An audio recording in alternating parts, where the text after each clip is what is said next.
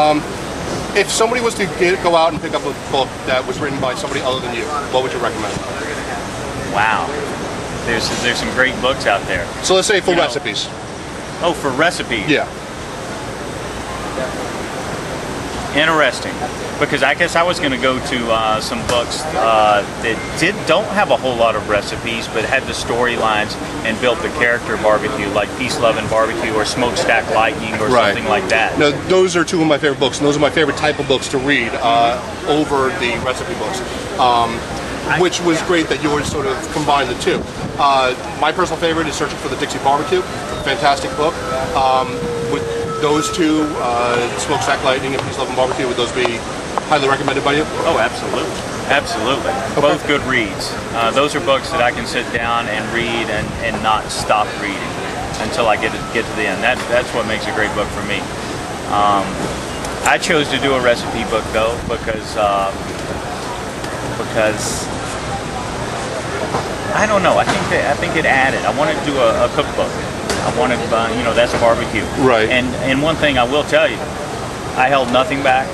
And well, that's interesting you were saying that, because I was thinking the same thing. Is that you didn't dehumanize Big Bob Gibson by portraying him as a faultless, iconic character, where you were honest about the man and honest about some of his failings, which made him more real and made him more tangible to the reader. That was who Big Bob Gibson was, and I did not want to alter it in any way. I mean, that's why people loved him.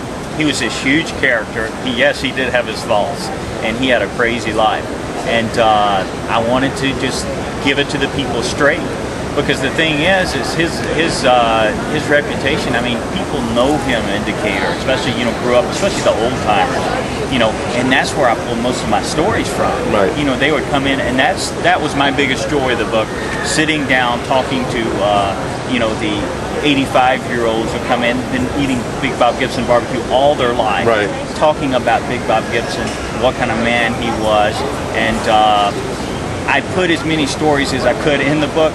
Some I couldn't put in the book. Yeah, well, I can imagine that for space and other reasons. It also seems that there was almost a conscious effort in the book to not let any space go to waste. You had the question and answer sections, which were sort of, they were brief, maybe 4 sentences for the question, a few sentences for the answers. You had the pitmaster tips, which was sort of from an experienced pitmaster, somebody who might have an area that's problematic for them, how to approach that. Was that something that you definitely were considering? That, okay, if we're going to sell this to the people, let's make sure that every page and every space has something that can be useful. Absolutely, because you start doing recipes, and you want to cover everything. You want to cover problems that they might encounter while they're cooking. And when you can't fit it into the body and it just doesn't work, you want to pull it aside by itself and just in an area in the book where it's applicable. Right. And you pull it aside and you have it as a pitmaster tip.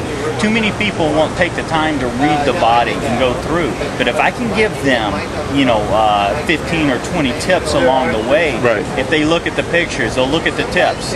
Pull them aside. Let the people read those.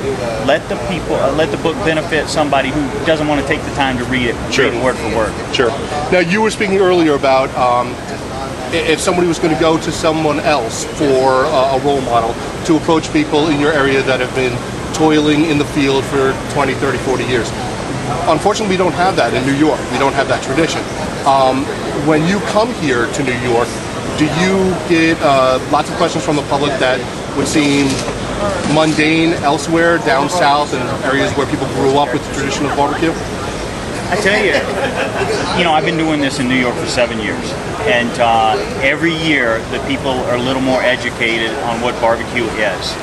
You've got a lot of the same people that have been coming here since year one, 7 years ago. So the people are more knowledgeable now, and you've got to thank some of the wonderful books out there. You got to thank even some of the coverage on television we're getting now. Sure. People understand the difference between grilling and barbecue. The growth of the competition circuit, I'm sure, helps. Exactly. This, I tell you, that's why I like the Big Apple Barbecue Block Parties so well, because it pulls pitmasters from different regions down south, really all over the country, up here to New York, and New Yorkers appreciate that. And we take the time to come up here, not only to cook our barbecue, but to visit with them and talk barbecue with them. Talk about our cookers, talk about what we're cooking and recipes, and give them a few tips as well. To share the passion. Yes. So, if someone wants to learn more about Big Bob Gibson's or learn more about the book, where should they go? Wow. You can, there's several places to get the book. Certainly you can go to bigbobgibson.com. You can get the book at amazon.com or any of the major bookstores as well. Barnes & Noble, Borders, Books A Million. The books are out there, and I would encourage you to pick one up. Absolutely.